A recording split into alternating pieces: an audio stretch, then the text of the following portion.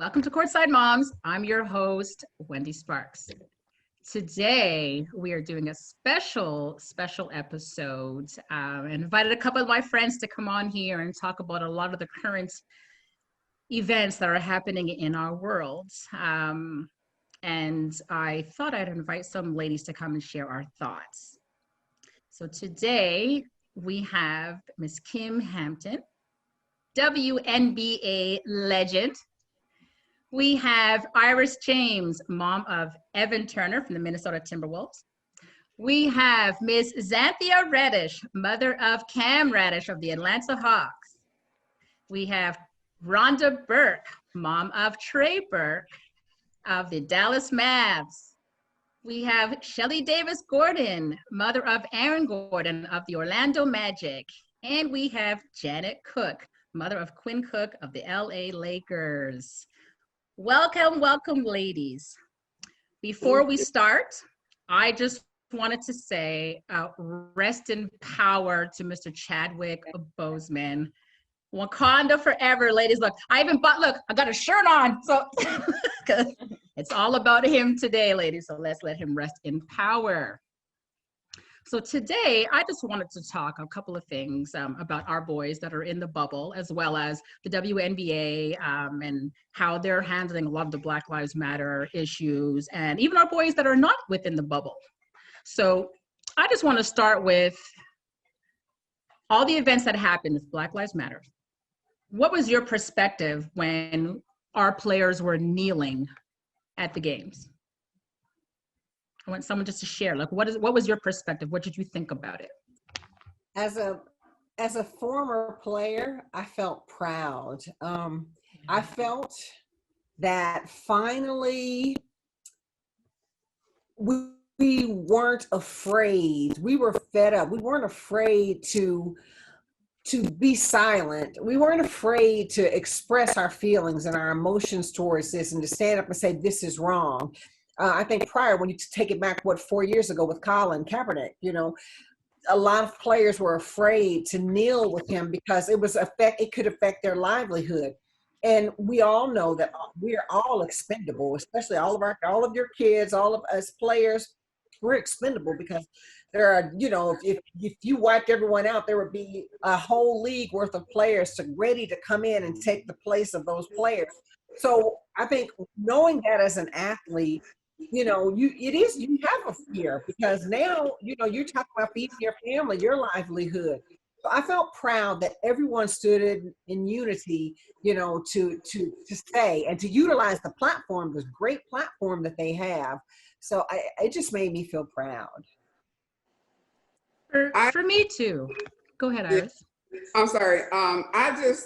Based on Kaepernick, I didn't think it was a form of disrespect at all. If you know your history, if you know why the song was written and why it did include us, and it brought me back to, of course, we have to get down on our knees for the Lord. So you paying homage and honor. I saw nothing in regards to it being disrespectful because it was just another form of respect. So that's how I felt about it. Yeah, and I felt the same way. The first thing I thought when I saw everyone is how unified they were, how much they were together, and also how they were making a stance saying that we have a voice without saying one word. I thought it was very powerful. Anytime they all come together like that in brotherhood for one purpose, and it was for one purpose, to let them know we're not going to take it anymore. We're not standing for this, and that's their right to kneel. And anyone who does not understand the purpose behind them kneeling at this point in our lives, with all of this going on for so long, if you don't understand why they are kneeling, I don't know if you'll ever get it. So the unity that they had when they did that and just coming together, it was very powerful. They made a statement. As well as the ladies, they made a statement, the WNBA, and with what they're wearing on their backs, they're making a statement without even actually opening their mouths. But then when they do open their mouths, they have so much more to say, and it's so much more than just shut up and dribble. So I thought it was very powerful, and I'm extremely proud of all of them. I'd like to echo everyone's sentiment. I was full of pride. And I think that the young men and women, now the MLB, Osaka said no. I think athletes are finding that they do have a voice. They do have a platform. And so they're utilizing their platform in many ways. So that's why, back in the day when MJ, he didn't get political and everyone would say criticize him a little bit. But that wasn't the time. This is the time. And the young men and women, they have the platform, and they also have the backing of the owners. In some cases, they have the backing of the GMs. Like, we can't, because of social media, I guess, we can't unsee some of the stuff we've seen. So we have to address it. So I was very, very proud, and I'm glad that they're back. And so hopefully they'll use their platform. I think Obama's working with them. And Chris Paul and the leaders of the young men, and I think they're going to use this platform. I love the fact that they had the different sayings in the back of their jerseys coming out. The NBA allowed them to have different, sayings on their jerseys, which to me I was like, wow. But I'm excited about. I'm weary of all this, but I'm excited about the future. And my son isn't in the bubble.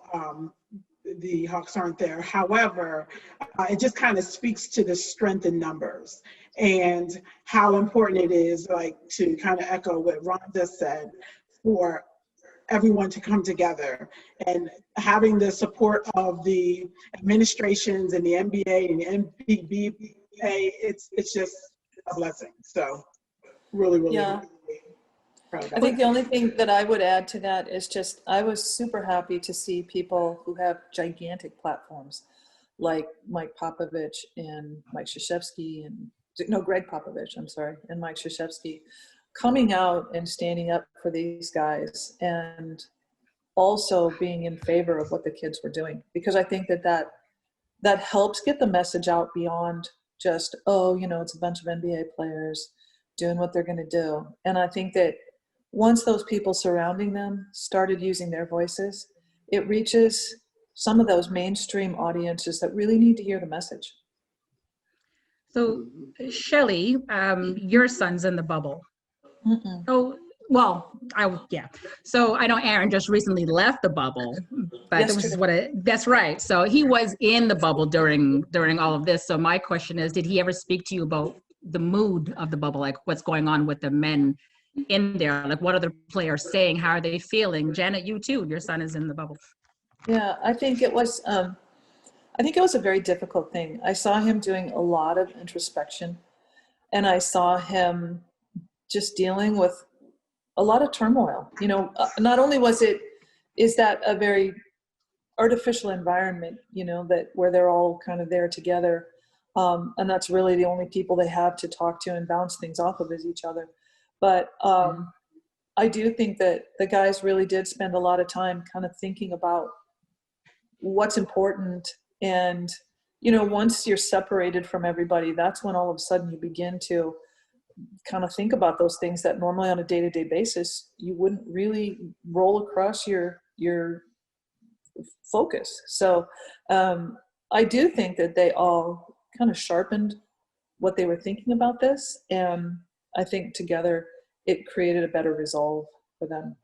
I just hope that good happens from this, progress happens from this. The symbolism is wonderful. And I think Aaron was concerned about that too, is how do you take symbolism and drive systemic change? Absolutely. So our players are kneeling, they're protesting games. What I want to know, how do the players believe that their protests will actually affect change? And as mothers, how do we play our part? Well, I think that the fact that from an emotional, they just couldn't do it. Milwaukee said no way. And so by the other teams following suit, that was great. But then they took a pause. And, you know, again, these men are so, and women are so smart. They're not just athletes, they're professionals. And they took a stand and they took time and they met, I think they met twice or 3 times. And they came to the decision that it's better to play and have millions and millions of people watching you, so you have a full-blown platform. And you can talk about it, voter registration every day, social injustice every day. And so I think the fact that they, in the moment, said, you know what, we're not playing, but from a professional standpoint, we're going to finish the season and we're going to use this platform. So I just think it's great. And they have support. Right. Absolutely. And I spoke to Trey after the second meeting and before the third meeting that they had unified together as the players. And Trey actually spoke directly with George Hill from the Bucks, and from Milwaukee. And he was just talking about how emotional it was, especially if you have to play with that team on your jersey, the city that you're representing, and that's where this event has taken place, not just once but twice. How emotionally hard that is, and I pray for these men and women that have to go through this and be in the spotlight. Again, yes, using their platform is a wonderful thing, but we also have to keep in mind their mental state. You know, every time someone is interviewed, how emotional they get about it. And it's one of those things, as moms, we wake up and say, that could be our son or our daughter. And it gets so hard. And being in that bubble, it's a good thing that they're all there together, I think, because I think it may be a little more, a little harder to be as unified if they're in separate places. But again, we really have to keep their mental state, all of the players, the ones that are in the bubbles, the ones that are not in the bubbles, because regardless what they do, you're going to have someone that's going to scrutinize them and their actions. So that's something that we also have to keep in mind. I think it's scrutinized because of the money they make, right, too, right? Well, I was going to say, I think Chris did that today on CNN. Yes. He said, you know, we're distraught. And he was almost in tears about it. The players are distraught because for some reason people think because you make a certain amount of money that you don't have certain thoughts that everyone else does. I think thoughts are more intensified because they've been given this opportunity and privilege. So I think their mental, Rhonda, you are absolutely right. I check on Quinn every single day. And I try to send him light stuff. And when we pray, but the players are absolutely going through it. They're absolutely going through it. So, go ahead. No, go ahead, Iris. I was just thinking that just as they entered the NBA, you have a multiple things that are piled onto your child, adjusting. And so you have so many people with negative and positive input to add to that platform. But once again, when you have the support, which the NBA and WNBA has provided with them, I believe it helped eases a little bit, but that stress is still there because they don't know if they left out of there, if it could be them. Because I've seen a lot of stuff on Facebook and internet where our well-to-do athletes and professionals who have been come in contact with the police and have been treated as if they were nobody because money doesn't mean anything. That's right. They still have to walk with the face that they have, and there's still somebody out there saying, I don't care who you are. You still black, still somebody that don't count. And that is the part that is still heart-wrenching, and I think that's what is still in them that makes them so emotional because it could still happen to them. It could still be a LeBron James. Somebody could just despise him at this point. They could, you know what I'm saying? So it's still that's still there. Well, they're just black men. That's it. Or the fact that You know, here you are, this just because you play basketball, you make multiple millions of dollars. That's right. And here I am, a white man in America, and I'm struggling to feed my family or to pay, you know, and I have to go out and get, you know, and the possibility of all the stress, or, you know, and the possibility of getting harmed on my job every day. And you just make millions. I mean, you have that to deal with too. And Wendy, I think you asked, like, what are the moms, you know, as moms, what are we doing?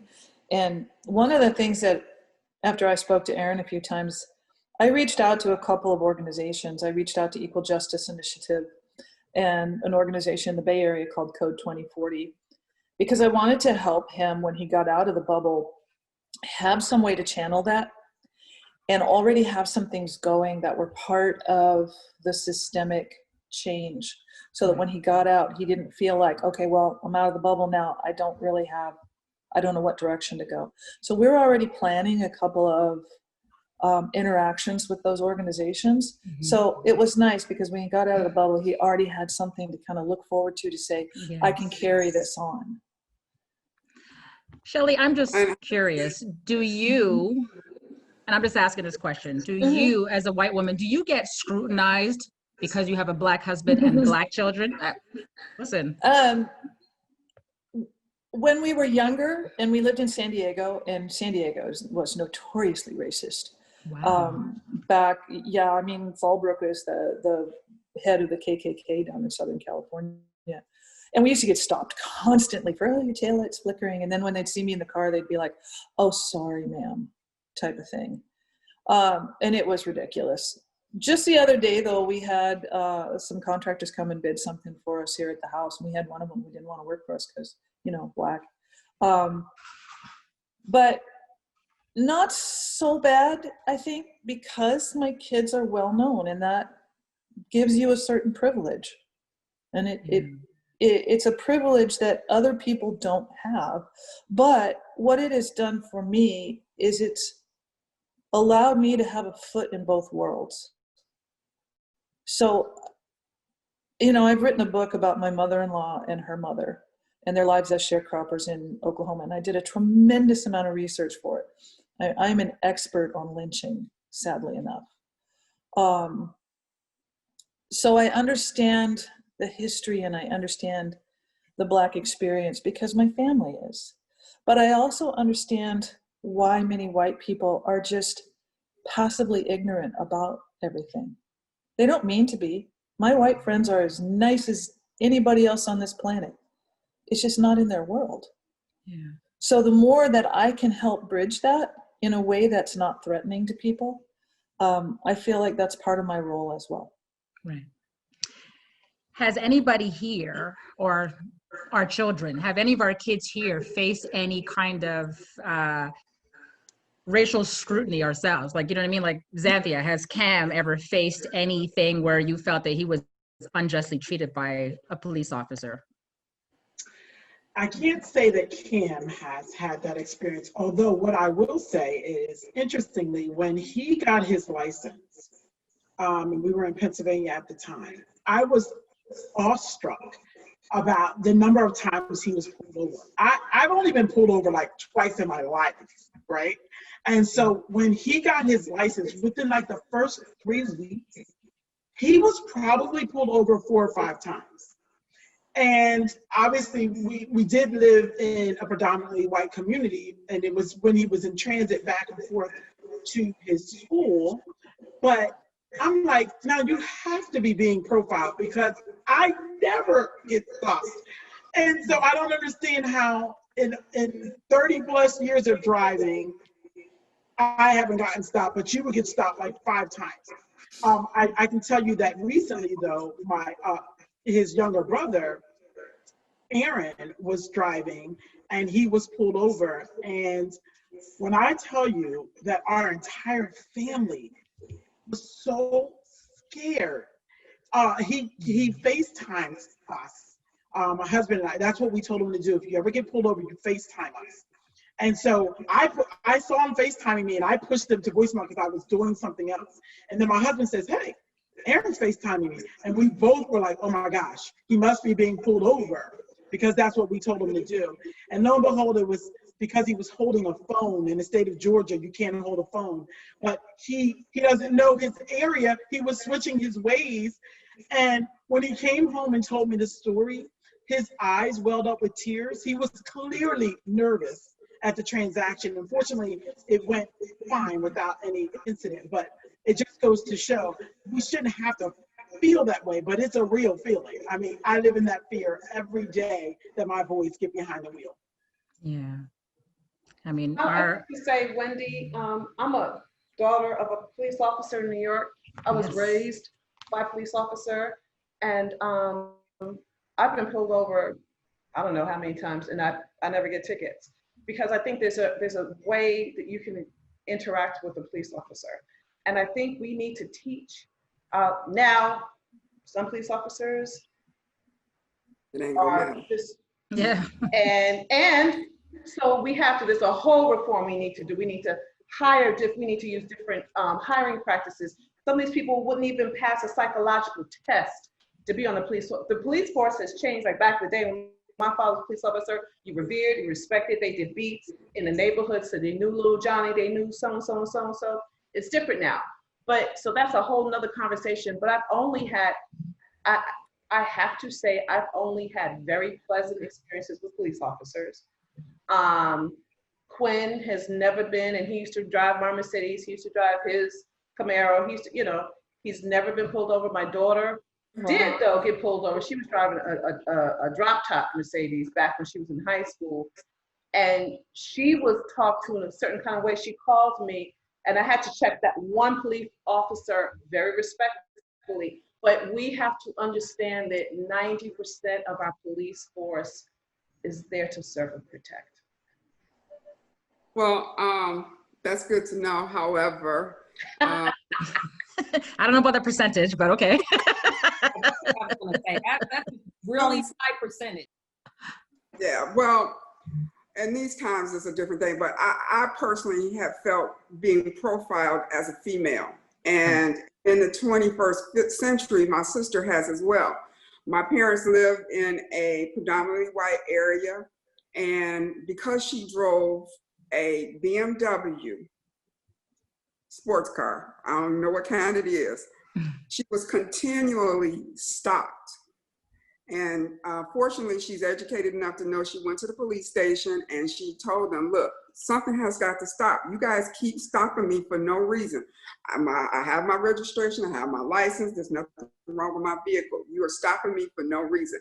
And as soon as she went and talked to the police department, they stopped following her. So we have to be, as Janet says, we do have to handle situations in the proper way so that they can be heard. But as a youth, I was in a car with some women, and I was in a predominantly white area. I went to a white school. There was only 20 Black people in the whole school of 4,000.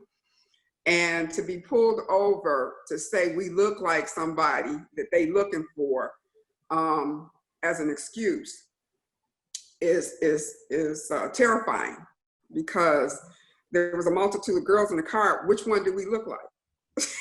It was what we look like. It wasn't the car that you stopped us. So that could be very traumatic to some individuals. It's something I was able to come home and tell my parents about. And my mother said, what was you doing in the car? First of all, so there's perspective, but it's how you handle it, the situations. And in some instances, it doesn't matter whether you handle appropriately, because we have these individuals out here, as Janet has said, who have not been tested. And as she said, there are things that need to be put in place with our police department to make sure that these people who are serving and protecting us are well. I'm just gonna say that they are well and able to do their job properly. And unfortunately, in my opinion, with the crisis that we got going on, we got too many police officers out there who are not well, or have become a product of the environment because of whatever's going on in their lives. You know, our leadership, unfortunately, is allowing this to happen, because if he led a different way, then some of this stuff would be nipped in the bud. And that's the thing, a lot of it isn't getting nipped in the bud, right? and we're talking about racial profiling, and we're saying we were stopped because of driving these high-end cars. I have a high-end car now, didn't have one before, and I was stopped. And I remember going to Kym's christening. I mean, I grew up in Canada, so, to me, it was like, there's no such thing as racism. You know what I mean? Growing up, that's how it was for me. I didn't see it unless I was watching TV, because ignorant to it. And here I'm going to Kym's christening in the car with Kym's dad, and we park, and there's a police officer there, and he's standing behind us. He's behind us, and he comes and he's like, you guys look suspicious. Suspicious? Are you kidding me? Couple sitting there with baby in the back. How do we look suspicious? And he said to me, because you keep looking at me in your rearview mirror. And I said, okay. I said, just take the ticket and keep it moving. Honestly, we had a jalopy and we had no rearview mirror. Nothing. I'm not gonna point that out to you. I can't even make this up. No rearview mirror in this car, but I got stopped because he thought I looked suspicious. You know what I mean? So it's everywhere and it's anywhere. You know what I mean? And we are often racially profiled. I'm so petrified for my son now, my 22-year-old who drives up and down the street. He just thinks he's oblivious to everything. And sometimes I'm like, you have to be careful because the police do not like you. Sorry, we're in Montreal. Now I do see the racism there with the young Black kids that are getting pulled over, getting tased, getting shot. And it is what it is. And the bad thing about it, as we all know, is the police are getting away with it. So we all live in different communities here. What do we do to stop the police? Something has to be done, and it has to start somewhere. So my thing is we need to not talk about it, we need to be about it. So what do you guys think are first steps that we should do in our different communities to put this to an end? Well, we have to vote. We have to vote. We have to vote. We have to vote.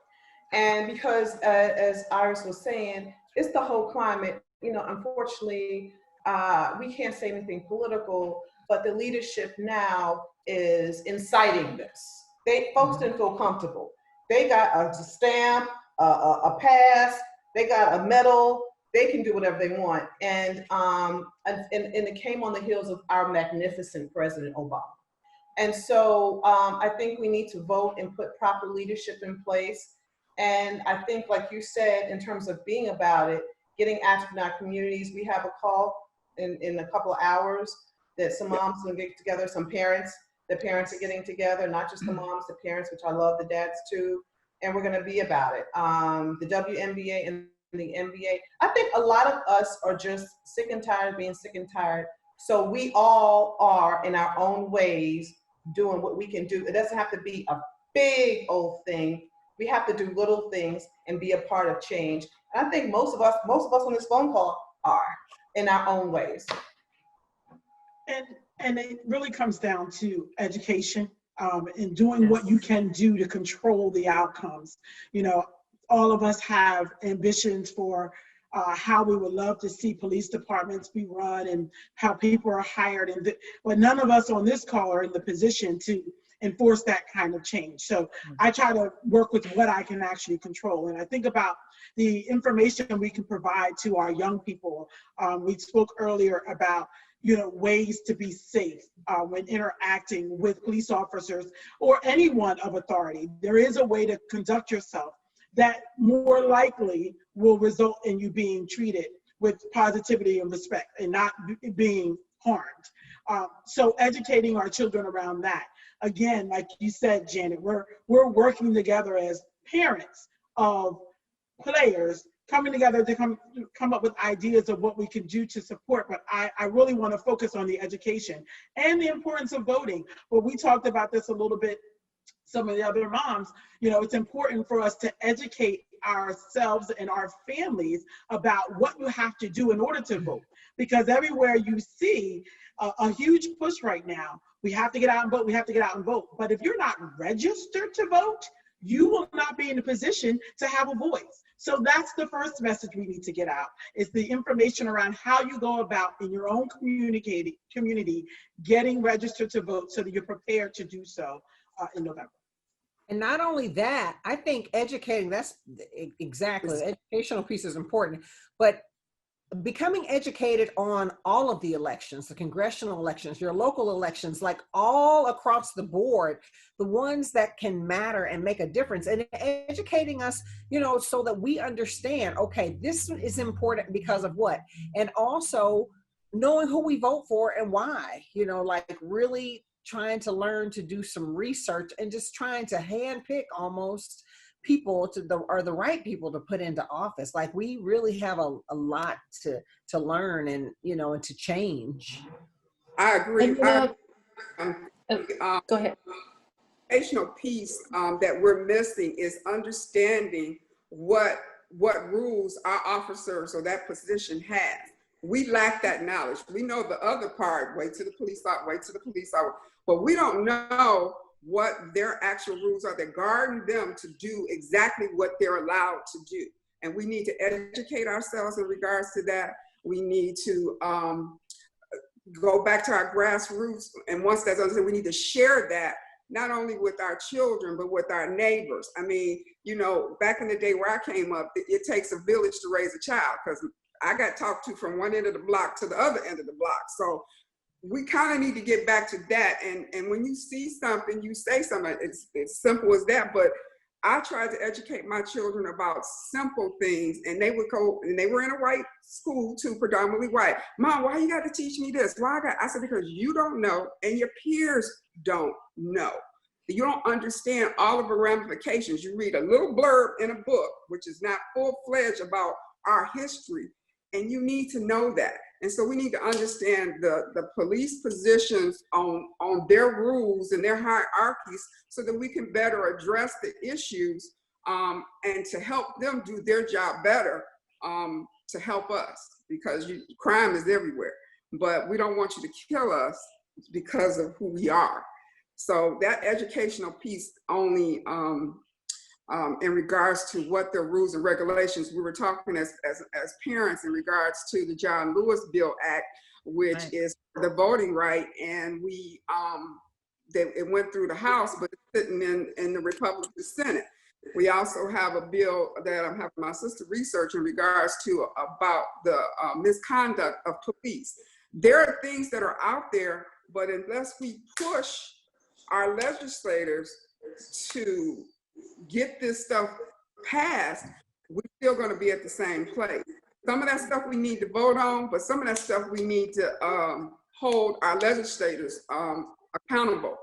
The last thing that I would like to say is that to hop on what Kym has said, it is so important that people understand, once again, who they vote for. I fortunately do a lot of research when the judges are up, because they impact our lives immediately, and our sons' lives immediately.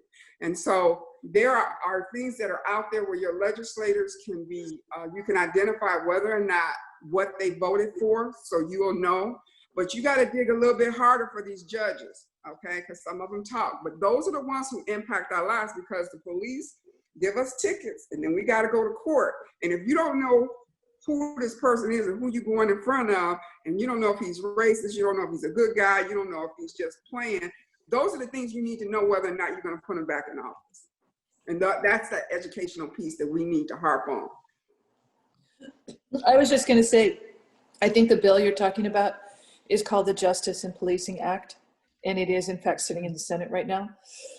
But it does set out some rules for police accountability and reporting and de-escalation versus use of force and several other things. That's another thing that all of us can, in fact, contact those people who are our state and federal legislators and tell them how important we think it is that they work on that bill. Absolutely. So I'd like to piggyback on what Z was saying. It is education. I got pulled over 2 days ago by a police officer. And the first thing, I was on the phone with my boy. The first thing he was like, "Are you okay?" Because I was driving. So I made myself get pulled over because I didn't want to get in front of him. He was driving side by side and I slowed down, like, I'm not getting in front of you. Anyway, he made me get in front of me. And of course he pulled me over. I'm on the phone with my boy, pulled me over because I'm on the phone and driving. And so I said, I am great. I said, this officer is so friendly. He's so very nice. And he asked me for my information and da da da da, and he gave me a warning. And so I think part of it is education, educating our young people. We don't have to be afraid of the police. And I know y'all don't get it. I get it because I was raised by the police. My father was admirable and honorable, and every single police out there is not part of the Gestapo. Is that how you pronounce it, Gestapo? There are police officers that did sign up to serve and protect, and if someone breaks into my house today, who's the first person I'm gonna call? So we have to work with that. And so how do we educate our young people to not necessarily be afraid? Like, because if they knew their rights, and that's education, if they knew their rights, if they knew what they can and could not do, if they had confidence about, I'm not doing anything wrong, you know, but we're in this backwards thing. We're thinking everyone is out to get us. There are definitely people who are out to get us, but everyone is not. So I think that's where education comes in. On the flip side of that, I would like to know, how do we educate the police to understand that not every Black male or female is bad, and not to be afraid of every Black male or female that you pull over. That's part of education as well. Agreed. Shelly, you're on mute. Shelly, you're muted. I mean, I'm sitting here listening to this and thinking, wow, here's the difference. Nobody had to educate me on how to behave in front of the police. Nobody had to tell me that some police were good and some police were bad. Shelly doesn't get pulled over. I don't even worry about it. If a police is tailing me, I don't care. I don't care. And that's the privilege that I get that others don't. Yeah. So we can say, oh, 90% of the police are great, and 10% are bad, and the rest of them never step over the thin blue line. But right there, the fact that you guys feel, and your parents felt, that you had to be educated about that and had to sit down and have that talk. And that in my world, I didn't know I had to have that talk with my kids until I had to have that talk with my kids. Yeah. That's the difference. Shelly, I think you have another book coming, Shelly. I think that you are going to have to do a book. No, seriously, because you're intelligent enough to be able to, because one of your questions, I saw one of your questions, Wendy, was how can the owners of teams and, and these people in these high positions, how can they help this cause? And I think you and your language, number one, being firsthand, being a mother of black children and being married to a Black man and having seen it all, plus your experience with your other book, I think that you could probably start creating conversation around this, understanding both sides of it, why they don't, what the pushback is, and and why, like for example, The Life of Me, I can't understand. They saw that kid, I forgot his name, I don't even remember his name off the top of my head, but the one that killed a couple of people and they let him go home. What's the 17-year-old? I don't remember his name. Yeah. Somebody Rittenhouse. Yeah. Rittenhouse. If that would have been a Black person running down the street with a gun, they would have immediately shot, open. And so I'm just trying to say, like, this would probably be a perfect platform. Plus you have the NBA, Adam Silver, is great. Like, you have a perfect platform of possibly or potentially, creating conversation or just opening a platform to open the conversation.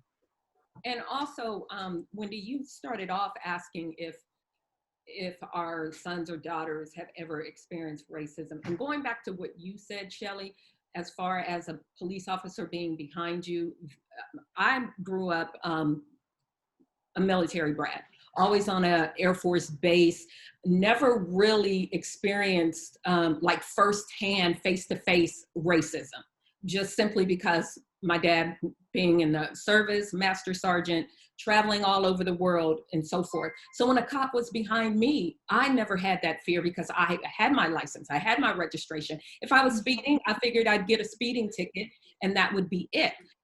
At one point in our marriage, my husband was the same way, but I gradually saw that change and him become fearful with having a cop behind him, only because of how times have changed.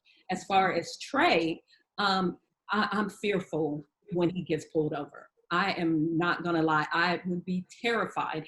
And in our city, he's gotten pulled over numerous times, mainly because of the cars he drives in Columbus, Ohio, stick out like a sore thumb. But I'm blessed to say that he has run into the good cops, some cops that have even pulled him over and called people that we know and say, hey, pulling Trey over, he may be going a little fast, and it gets back to us. But I still feel that the education part is needed simply because of today's day and age of just the state of our world right now. It's definitely needed. And again, it's important. It's something that we must continue to educate and talk to our sons and our daughters. I need to spend more time talking to my daughters about the way to go about when you're getting pulled over. Not because they don't have a license or registration, because they do. They have their proper documents, but you just never know, and you want them to come home. I think aside from that educational piece, it's just the fear. I mean, the question is, if you put out education, you do the voters' right thing, how do you train a police officer, which is subjective, not to look at the color of our skin and say we've done something wrong, or we may not have our license, we may not have our insurance. It's just too often. I don't know what we could do to change how they perceive us because of 200 years of slavery, nothing that they do. My son has been stopped, fortunately, as Rhonda said, because of the kind of car he has. You know, he's a very respectful young man, but he has not had an encounter. He got a ticket, of course, but he has not encountered because he's behaved well. Well, how do you train the police department to not be so subjective about the color of our skin, whether we're female or male? That's the problem, because how do you change that? That is so ingrained in that culture, unfortunately, of people who are not educated, people who just don't care, people who take power and take it to the next level. There's so many avenues of that it's, as Rhonda said, it is frightening. It is so frightening. My father is 90 years old, so he's almost a century years old, and he has watched these young men die senselessly, absolutely senselessly, and has no power. It hurts him to his core to see that. And so, Janet, you and Rhonda, you have experiences that some of us don't have, just as Shelly. I lived on the west side of Chicago when Popo was there. They black, green, white, yellow, whatever. They didn't give a flying flip who we were, because they was in the heart, in the midst of that chaos. And so we don't have that sense of security to say, you know, not to be fearful. And I can tell you as an experience, my son's, my middle son, he's very afraid. He's like, I need to get a license for a gun. It's gonna be a race riot. He's seeing stuff that possibly I'm not seeing or we're not seeing, but they're walking around in fear. How do we diminish that? Other than talking to them, they still are wearing that on their shoulders and their collar, because they don't know. You can do everything right, unfortunately, and still not come home. That's what this is about. This is about the mindset of the police officers today. So this is about the mindset of the officers today. I mean, we're sitting here talking about being stopped while driving, but right now they're just shooting just because it's Tuesday, and they see a black man walking up the block, and they're like, let's just shoot him in the back 7 times, and it's okay because I'm gonna go home to my family. So this is what I'm talking about. What can we do to prevent that from happening? Yes, we're protesting and we're out there, but again, something bigger needs to be done. So well, I think part of, go ahead, Z. Sorry. I think it really, it honestly, it all comes down to education. We're just talking about whom we're educating at this point. It kind of goes back to what Kym shared around Shelly's perspective and her ability to be able to share information that may be better received by police officers who are in training. It's about perspective and being conscious of the actual events. A lot of times, racism isn't realized by the privileged, not because they don't know it exists, but they've not experienced it. It's not been their situation. That's why Shelly said she didn't have to think about it, because it just wasn't her experience. I mean, police officers keep you safe. That's what we've been told. So what we have to do is change the education that the police officers are receiving. And I'm not saying me per se, going in and teaching it, but if there are tools, a book, videos, and things like that, that bring the information to the forefront to teach them, directly teach these principles, to bring it to one's consciousness, then you're able to respond differently when you encounter situations with people. Maybe you understand a different perspective.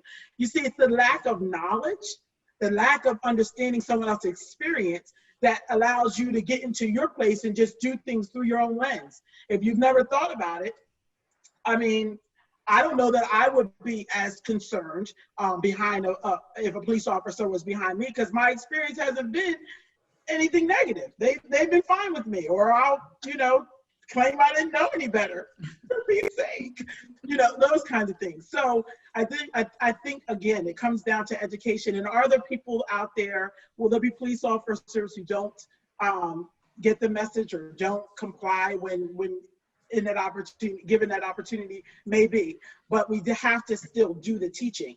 You can't fault a person for not knowing if it's not been taught. So I just think we just need to educate more. Well, also, it starts with the hiring. Yeah. So there should be some psychological tests that these young, because there's a whole new generation coming up, and they have different experiences. So when they're hiring police officers, there should be a psychological test that can let a person, and you can ask the same question 5 different ways, so you can indicate if there's even a slight bit of racism. But they do take tests. They do take all kinds of things. But it's on a regular basis. It needs to be different. It needs to be better. It needs to be more intense. We need to get together and figure out a way. Now, can some people? I know what you're saying, Z. Sometimes people can lie through a thing, and they can kind of say all the right things during the test. But I think there are ways that maybe you need to get to where if you really want to be a police officer, you have to take a lie detector test. Are you racist? Do you have racist? If you saw that, it could go that far. It could. That's some of the things that we can. That's some of the things we can do. And by the way, I was raised in New York City in the Bronx, so I wasn't raised with privilege. I was raised in the city, and I just didn't experience. But I didn't experience any. You had the experience of knowing the system because you lived in the house. That's way different than someone on. I just didn't want y'all to think I was raised with privilege. I was raised in the city. We also have to think about the hierarchy. Right. Think about the hierarchy when we're talking about training these and hiring. If you're bringing in a rookie who hasn't even thought about being racist, he passes all of those tests. He is good. But once you get in that system and your hierarchy or your surrounding is that way, you're going to start thinking that way. You're going to think, in order for me to go home to my family, if I encounter a Black male, chances are there's going to be some type of confrontation, and I have to protect myself, kill them, kill me. It's the hierarchy. It's the surroundings. It's more than the training is definitely important, but we also have to change that environment somehow, some way. I don't know how. I don't know what the answers are. I wish I did, but the hierarchy is very important as well. Well, I think it's about that of that hierarchy. Those police, they teach them because there are other incentives within that world. So you want to keep your job, just like we were talking about early. Now our kids are willing to give up this little money so they can kneel down and stand for a cause. A lot of people don't get that. And so you have to have continuous training. You have to do background checks. If the TMZ can find everything about some of these people, I don't know why the police department can't find everything about some of these people and know that they should not be a police officer. So it has to be on a routine basis, on a regular basis. And then we as people that are being subjected to this have to not walk in fear and go to the police department and start speaking up and start telling them and recognize. One thing we don't do is we don't go to the police department and say, well, this guy been on our block and he over here been around here and he over here smoking dope and he over here picked up this. We don't know how to turn the bug back on them and say, look, you have to deal with this. This is some of the things that you have to deal with because it's in my community. And you letting him get away with it. But we should fault ourselves for that because we don't speak up and speak out in regards to it. Well, I don't think it's not only about not speaking out. I mean, you're right. But at the same time, what do you do when we're going back to hierarchy? What do you do when the police chief is racist? Because we're sitting here saying that they should be going through all of these tests. It's fine. But if the police chief is cool with this, then what do you do? Because at the end of the day, these men and women are shooting our kids and they're home right now, co-chilling. Well, even worse is if your president, vice president, and the Department of Justice are racist. There you go. So this to me is about consequences. And I think that this is what we should be fighting for. Yes, they can get all the training they want. That's beautiful. But there's got to be consequences to their actions. So this is what I'm talking about. What do we as citizens, as Black people, as white people, what do we do to make sure that the consequences are being, actually that there's consequences put in place? Because right now it just doesn't seem to be okay. Like you said, we saw this 17-year-old kid walk up and down the block with his rifle. He even went home.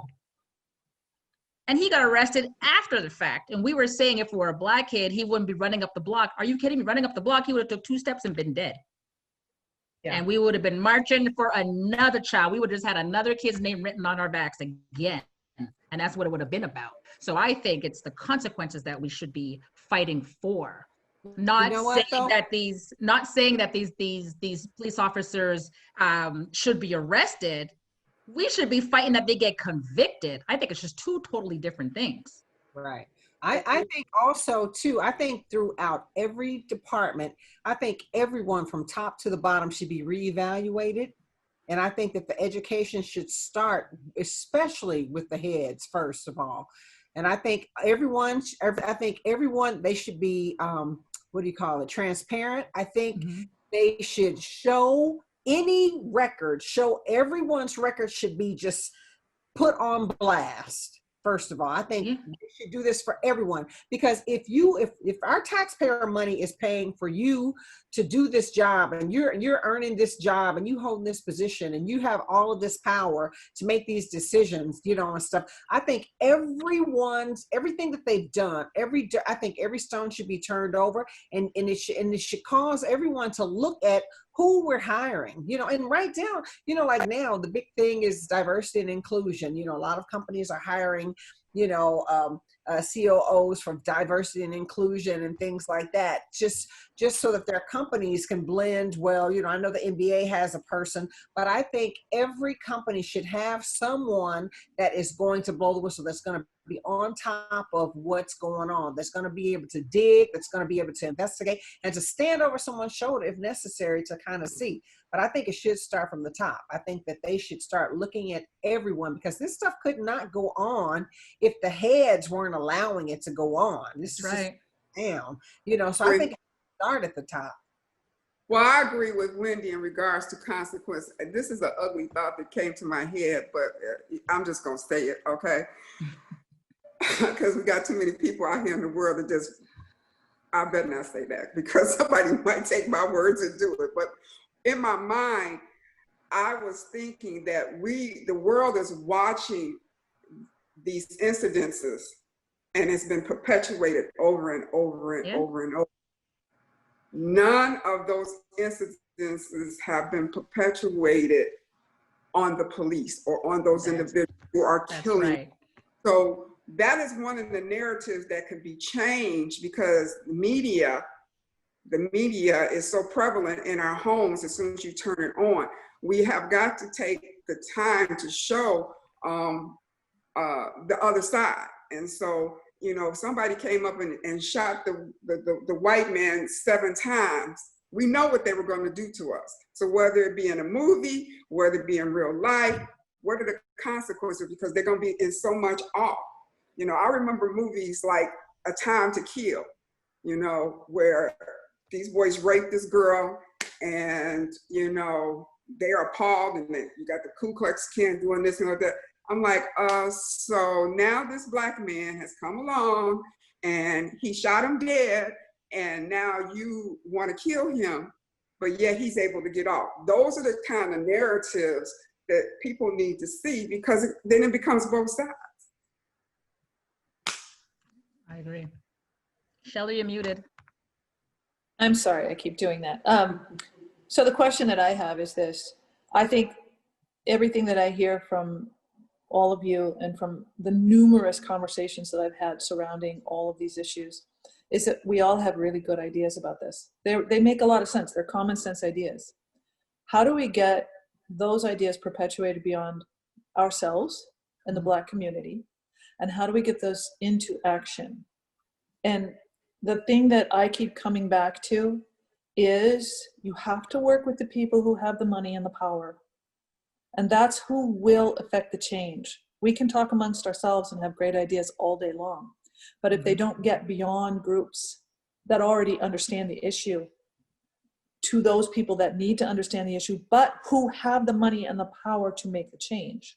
So that's where I think you have to work with those legislators who are in tune with this. You have to find out who they are in your state and at the federal level, and go after that Justice and Policing Act. It does a lot of those things. It requires body cameras, it requires reporting, it requires transparency, it requires accountability. It's already out there. And we just need to ensure that that gets passed. So those ideas are on the table, and they're good ideas and they're needed.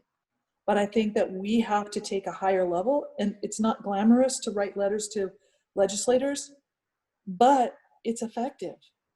Mm-hmm. Putting the pen to the paper makes a difference.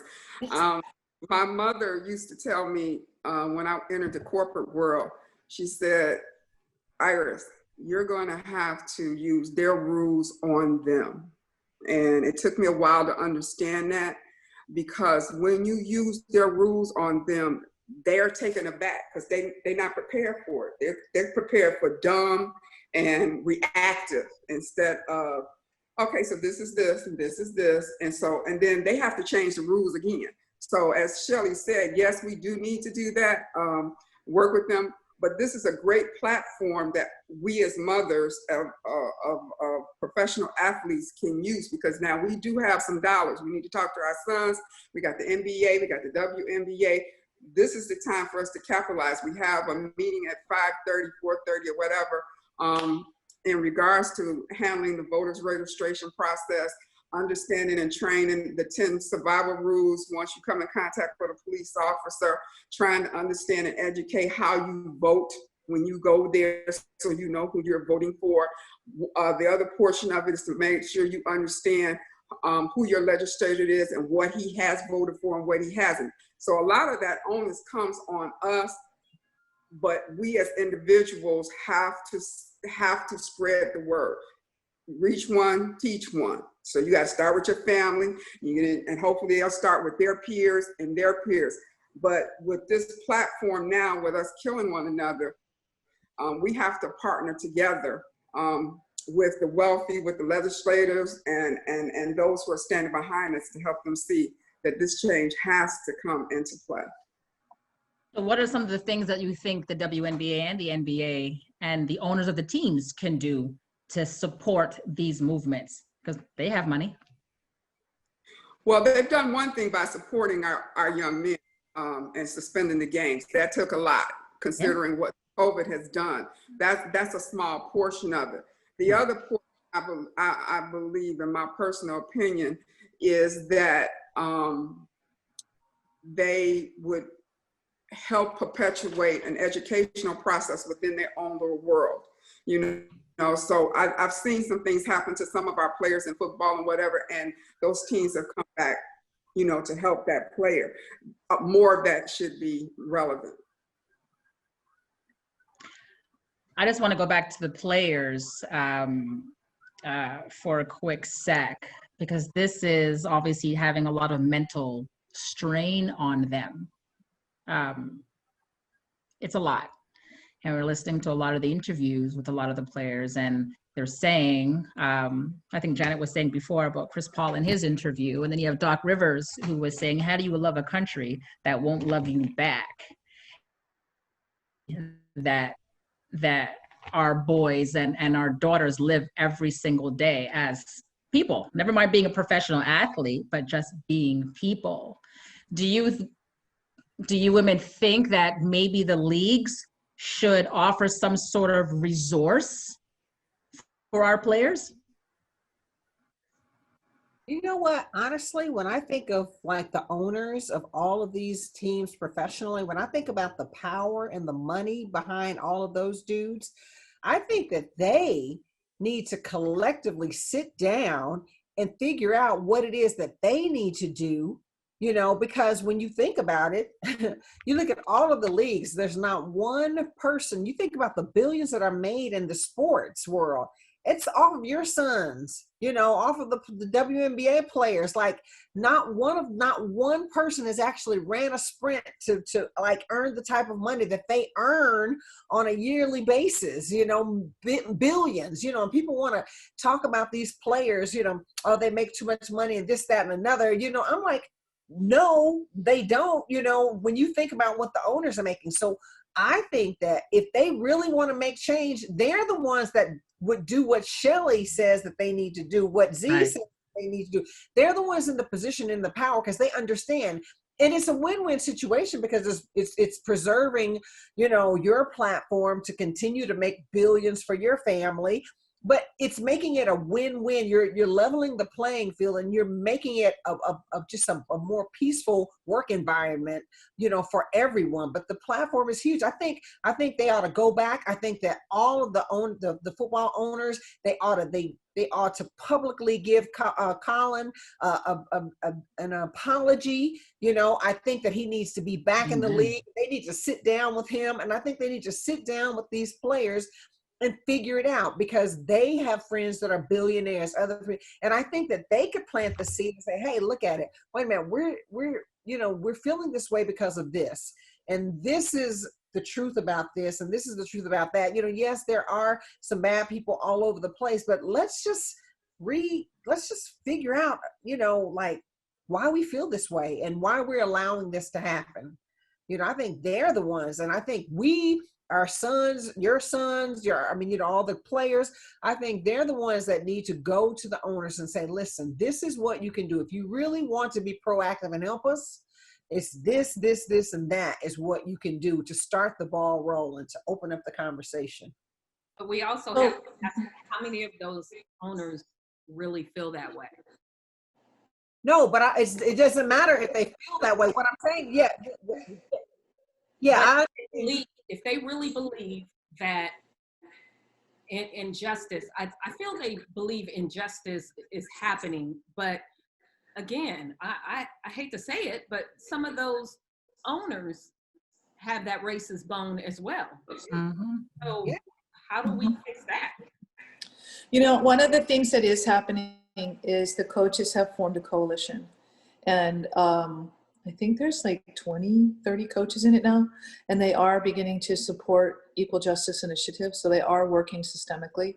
One of the things they're doing is their equal justice initiative puts out a story each week about something that was a judicial injustice, like somebody who was wrongly convicted or wrongly put to death. And the coaches are talking about those things before they do press conferences. So before they'll answer questions, they'll say, on this day in history, this is what happened, to begin to educate people. So they're doing, that's like the beginning salvo of that, but they are beginning to do some things systemically. Roger Goodell did, in fact, apologize to Colin Kaepernick publicly.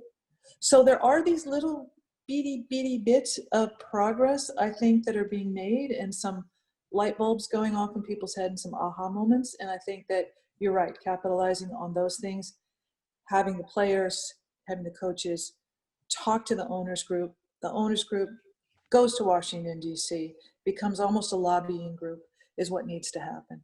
Yes. The plan. So, But here's the thing, and to your point, Rhonda, you're right. Not all of them believe in that, because what was the guy that pushed, who did he push? The player, remember the one that got suspended?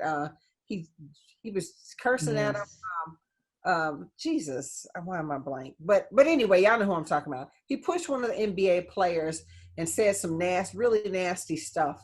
And so, and then the guy, what was it, Sterling, another, owner that had to leave. You're right. So you're right that there are owners that feel this way, but this is a great opportunity to weed their asses out. And you know what? Because like I said, I know Adam Silver, and David Stern, they are about their players. And I believe that they are really trying to do what is right morally more than anything. And I believe because that platform is so huge, it's so global, that this is a great opportunity to weed those dudes out that are not, because there's no place for that. And if you allow them to stay, just because, they haven't raised any feathers or they haven't done anything, or you really don't know, I think you should just put the pot on the stove and let's just see, who can't stand the heat. do you know if any of your players, go ahead, Zanthia. It comes down to, kind of back to Shelly's point, those with the money, okay, and privilege are the ones who have the power. And once you have the power is what garners the respect. So whether you agree with it or not, if enough of those who have money and power come together, those who don't agree will still respect the movement. And that's where we have to get. Yeah. So do any of your kids, or within the New York Liberty, I'm going to include them too, Kym, is there anybody within our organizations, or your organization as well, Kym, that actually encounter people who are completely opposed to this, opposed to a Black Lives Matter movement? I can't say that because no one has ever shared that information with me. So I really don't know. But I'm sure that everyone has experienced some of it in corporate America, and especially, at that level, at that particular level. It might not come off as that. It might just come off as, wow, that person is like not personable at all. So I can't say that it is exactly that, but I know it's there because I worked at the Garden, and I was I had a 9 to 5 at the Garden, so I know that it's there. So that brings me to my last subject, all lives matter. What do we think about that? All lives do matter. I really think that all lives do matter. But my point is if all lives matter, then why don't Black lives matter? Amen. That's the only thing. Like I said, all lives completely matter. I mean, but, and when you think about it, when you look at Black people are still always willing to open up the door and let white people in. I would say the majority. I know that there are some that are just done, and just over, with it. But most Black people are still willing to open up the door and let white people in after all we've been through, stealing us from our country, bringing us over here, making us slaves, ruining our families, like all of the systematic stuff that has happened throughout the beginning of time. I'm just saying, and we're still always willing to open up that door or to go where white people are or to hang, or we don't mind it. You know what I'm saying? It's just, That's because, and we have compassion and empathy. That's why. And it's like, why does Black Lives Matter bother you so much? Just like Kym mentioned, we know all lives matter. So why does that mean that Black lives don't? That's right. I think because people are misconstruing it. Yes. Yeah, that's exactly what it's about. Power. It's ignorance and it's power. these people who don't care, they're either fearful because you're gonna take their money, they fearful you're gonna take their job, they fearful that you got more than they have. All that stuff comes from within. It's fear. It's fear. And how do you conquer fear? You got to. Well, it's also a good marketing campaign too, right? These guys have taken the Black Lives Matter movement, which is very pure and, like you say, seemingly incredibly simple to understand, and have turned it into a, you know, it equals Antifa, it equals anarchists, it equals socialists, oh, communists, right? So when it gets politicized like that, then that's when people stop being able to just take it at its simplest form. So maybe we need a new slogan. Well, I don't know. But it comes down to privilege once again. It's one of those things where, you know, the offense comes about because someone who is not a part of the Black Lives Matter group, okay, a Black person, wants to say, well, why do they get that special thing? That they don't deserve that. That's what it's really about. It's about, well, that's not fair. Everyone should be included. Isn't that what everyone wants?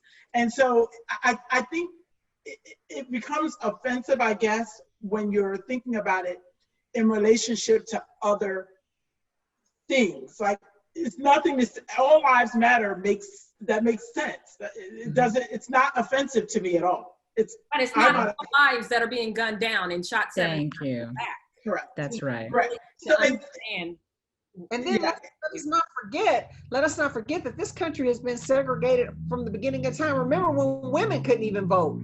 You know, remember when women were looked at as funny if you wanted to go out and work, and you know, and women were forced to be married at 11, 12, 13, 14 years old and to have a family. And so I'm just saying, you know, yes, all lives matter, but and every time someone says that, well, all lives should matter. So, no, we should say, right, all lives have always mattered except for Black lives. And so all we're saying is now Black lives should matter, because that's what it is. You know, you have to catch them right when they say it, like, well, you're causing dissension and, you know, and division and this, and we're saying, no, we're not, you know. So I think, to your point, Kym, any other time it's okay to separate us. Yeah. Except for when it comes to Black Lives Matter. Yeah. Any other time people want to be separated. Yeah. It's been that way forever. Yes. Well, now there's a problem. I think that all lives do matter, but you don't see all lives being shot down. That's right. You don't see all lives being stopped. You don't see all lives not getting jobs. You don't see all lives being mistreated. It's been put out there because it has been perpetuated over and over and over. So what else can we use for you to understand that Black lives do matter? We have the compassion, we have the empathy, but Shelly, your family is not, or somebody else is white, they're not being shot down. They're not being stopped because they're in a particular car. They're not being inequality in the school system. They're not getting that. So what can we do as a part of All Black Lives to help other people understand that we matter?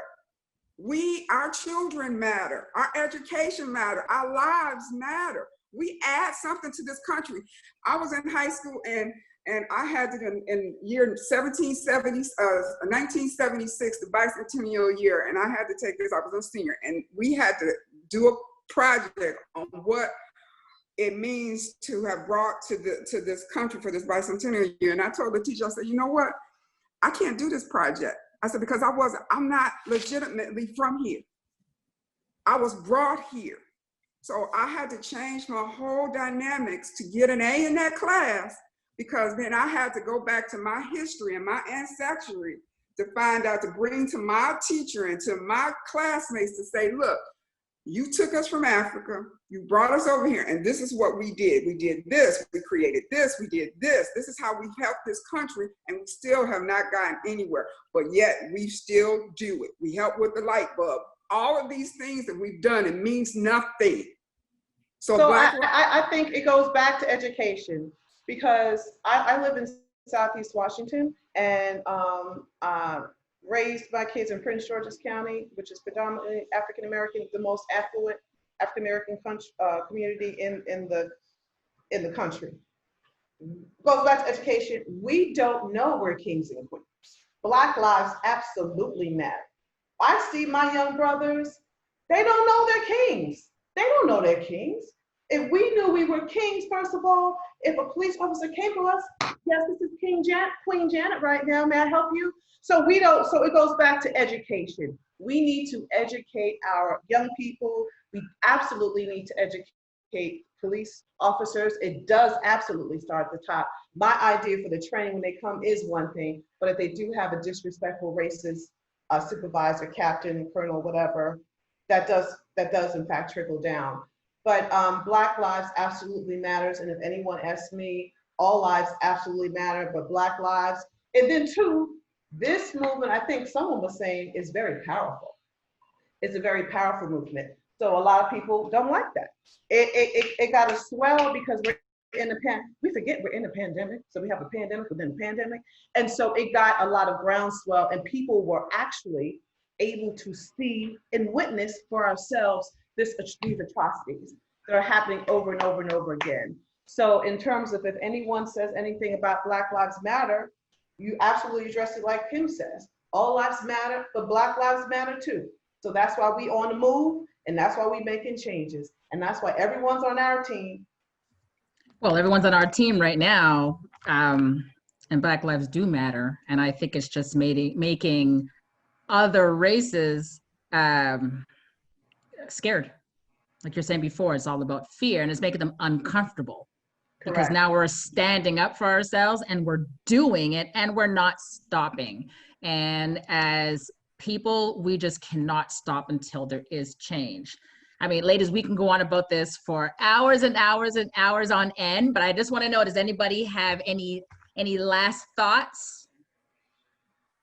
Yeah, I just want to say that, you know, you're right. Everyone is right. Like Janet, like it boils down to education. And us as African-American people, if we truly believe that Black Lives Matter, I really believe that each and every one of us, even us parents and adults, we have to strive to be better, to do better. You know, we can't, our kids don't listen and say, do what we say do, you know, but we have to be examples. We have to lead by examples, and we have to push them to be their best selves. We have to do that.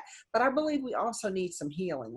And I believe stuff passes down through DNA. I mean, scientific evidence shows that harm, tragedy, and things like when they do transplants of hearts and all of these organs and things, and all of a sudden a person that does something completely different than what they did, or they have these fears, or they have these, you know, cravings. Like, I believe that we have some emotional, some spiritual healing, you know, too, that needs to happen. Like, we need to address that, because it's kind of like when if someone were to beat you, or all of us, if someone were to beat us, you know, and we never address it, we just sweep it under the rug, it's not going away. That feeling is going to be there. So we have to address our own healing. I think our internal healing as individuals, so that, as you say, Janet, we can see ourselves as Queen Kym, you know, as kings and queens. I agree. All right, ladies. Well, I would just like to say that whatever we do, make sure that our kids are armed with the proper knowledge that they need today when they get stopped by the police. Let's make sure they understand what voting really means. If they have to get registered, then get them registered. You know, sometimes we think it's common sense, but if sense were common, we would all have it, right? So, I mean, it's got to start somewhere. And for me, all lives do matter, but so do Black lives.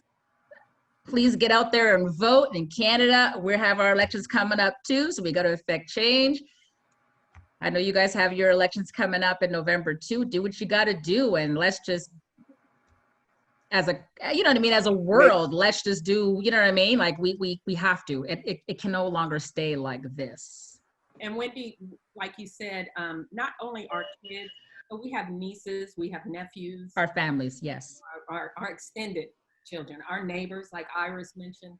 There's so many people that we can touch. And just like a few weeks ago, I shared a link with my nephews and my nieces of how to make sure that you are registered. Click on this link, the things to do to make sure that you're registered. So not only our children, other youth and young adults that we know, we have to make sure that they are equipped and registered and know this information as well.